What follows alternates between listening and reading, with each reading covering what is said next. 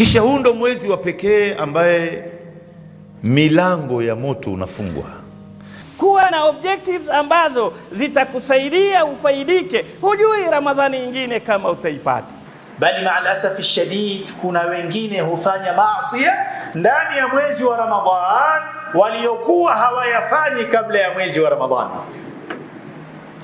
Mwezi wa Ramadhan si ndio mwezi wa karata?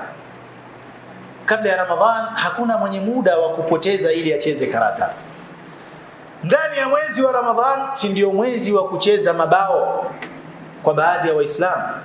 Mimi hupiga mfano, mtu aondoka na gari lake dogo la watu 4, ukaingia ukaomba lifti kwa unyenyekevu, akakukaribisha kwa ukarimu. Ukifika mbele akuulize nikushukishage wapi? Hata sijui, ninapanda tu gari. Atakuona nani wewe?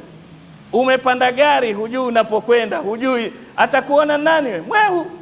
Sasa ikiwa gari la watu 4 utaingia na huna malengo, umekuwa mpumbavu. Ramadhani ya mamilioni ya waumini, gari hili la waumini wote ulimwenguni, ukilipanda bila ya malengo, umekuwa mpumbavu kiasi gani?